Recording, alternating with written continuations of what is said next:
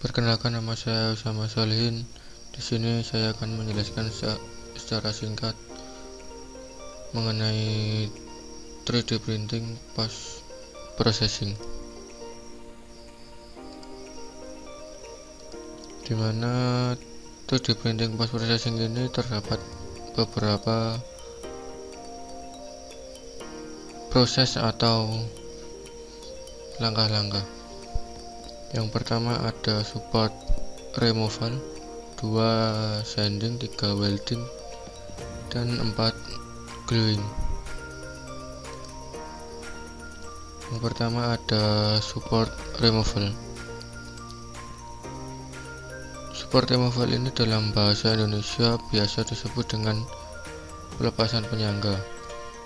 Umumnya digunakan pada benda-benda 3 dimensi yang pada saat proses printingnya menggunakan semacam penyangga, misalnya berbentuk seperti lidi. Beberapa tips untuk menghapus struktur penyangga cetak 3D ini. Yang pertama yaitu bekerja perlahan dan hati-hati saat melepas struktur pendukung. Yang kedua, pastikan untuk memulai dengan benda uji atau dengan bagian visual paling sedikit dari model.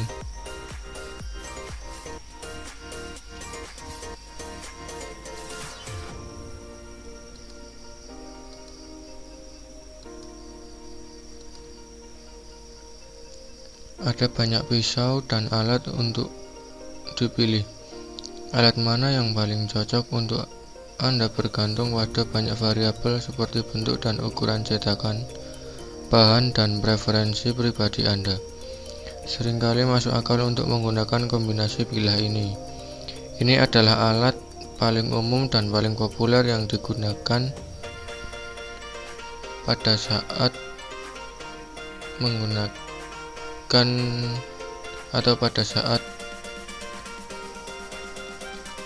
masuk pada metode support removal ini. Banyak orang menggunakan tang hidung jarum. Ini biasanya digunakan untuk penyangga yang dapat dipatahkan, bukan dipotong. Jadi meskipun ini adalah alat yang hebat untuk bekerja relatif cepat, alat ini kurang cocok untuk suku cadang yang memerlukan kontrol presisi. Yang kedua ada pemotong flash.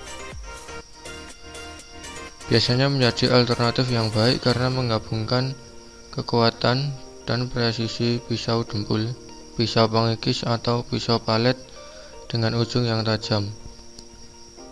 Terkadang juga digunakan untuk melepas penyangga juga. Mereka paling sering digunakan untuk model skala besar tanpa detail kecil. Jadi mungkin masuk akal untuk menghilangkan bagian kasar dan luar dari penyangga dengan jenis pisau ini. Ketiga ada pisau X-Acto. Adalah pilihan yang populer dan memberi Anda banyak presisi.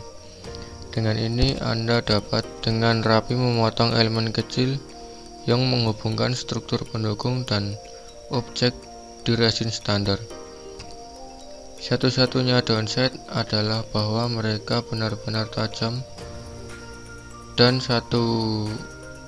dapat mengakibatkan jari terpotong atau goresan pada cetakan 3D Anda. Beberapa orang suka memanaskan bilah atau bahkan modelnya untuk memudahkan memotong struktur pendukung karena akan jauh lebih lembut.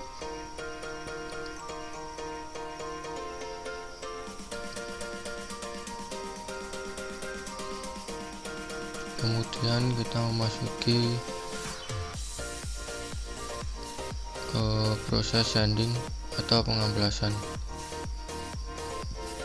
Pengamplasan merupakan salah satu langkah yang dapat dilakukan untuk mendapatkan hasil akhir 3D printing yang halus, karena pada tahapan ini akan menghapus garis lapisan yang ada pada hasil cetakan.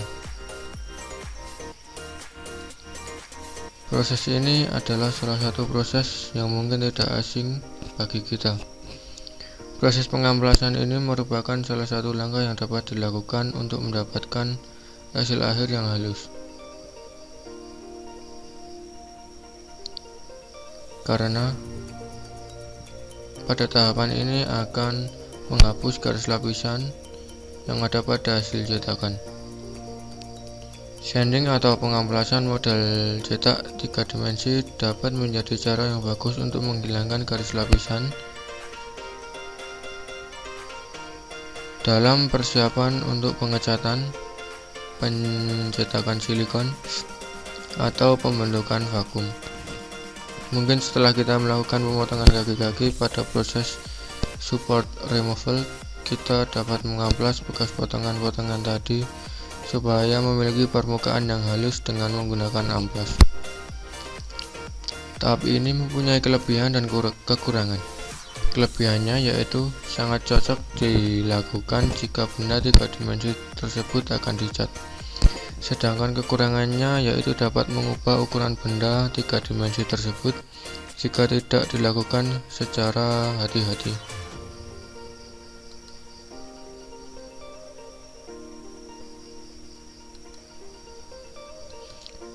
Selanjutnya kita masuk ke proses welding.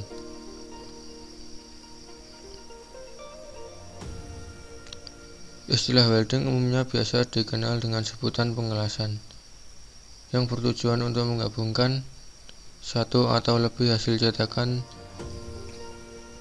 3 dimensi.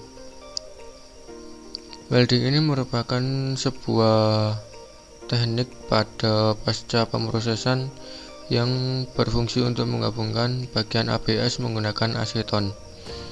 Aseton memiliki kemampuan untuk melelehkan ABS, sehingga bagian ABS dapat disambung menggunakan pengelasan aseton. Prosesnya cukup sederhana, tetapi membutuhkan sebuah ketenangan. Caranya yaitu dengan mengoleskan sedikit aseton ke bagian yang ingin dihubungkan pada bagian tepi yang meleleh untuk disatukan.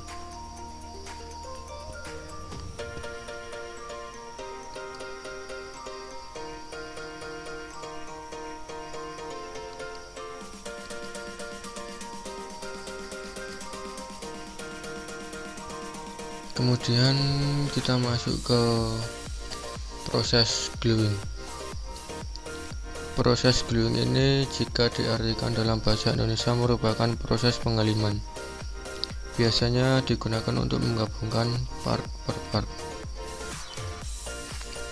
Terdapat 3 jenis lem yang dapat digunakan pada proses ini.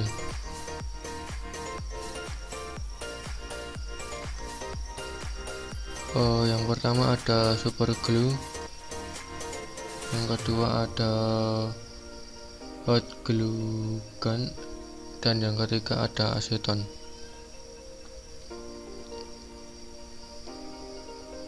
Yang pertama, super glue.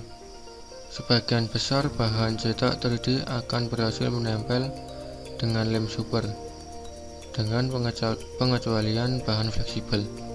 Ketika disembuhkan, cyanoacrylate membentuk lapisan kaku tipis yang dapat dengan mudah pecah jika diterapkan pada bahan elastis. Persiapan permukaan bonding. Jika permukaannya kasar dan tidak rata, gunakan amplas halus untuk membuatnya bagus dan rata. Bersihkan permukaan secara menyeluruh dengan alkohol dan biarkan kering. Kedua permukaan harus bebas dari segala macam kotoran, partikel lepas, dan minyak. Bahan yang cocok untuk ikatan ada plastik kaku seperti ABS, PLA, dan PETG keamanan. Superglue adalah lem yang cepat sembuh, jadi cobalah untuk tidak mengoleskannya pada kulit Anda. Gunakan sarung tangan untuk melindungi tangan Anda. Lakukan pekerjaan Anda di koran bekas untuk melindungi furniture Anda, dan tentunya jauhkan dari jangkauan anak-anak. Yang kedua ada hot glue gun. Lem panas adalah alternatif mudah untuk merekatkan bagian cetakan 3D. Penting untuk dicatat bahwa meskipun ikatannya cukup kuat, lem panas yang diaplikasikan akan terlihat. Lem panas membutuhkan setidaknya 2 hingga 3 mm dengan ketebalan. Jadi Anda harus mempertimbangkan ini saat mendesain komponen untuk pencetakan 3 dimensi. Jenis yang ketiga yaitu aseton. Aseton atau pengencer cat dapat digunakan untuk merekatkan bagian cetakan 3 dimensi yang terbuat dari ABS atau HIPS. Faktanya adalah bahan apapun yang larut dalam aseton adalah kandidat yang baik. Jenis ikatan ini memberikan ikatan yang sangat kuat dan jahitan yang tidak terlihat. Untuk merekatkan dua bagian dengan aseton, oleskan lapisan tipis aseton ke kedua permukaan yang akan direkatkan. Anda dapat melakukannya dengan sikat kecil atau selembar kain yang dibasahi dengan aseton. Berhati-hatilah untuk tidak menggunakan aseton terlalu banyak karena ada resiko merusak bagian cetakan 3D, terutama jika bagiannya tipis.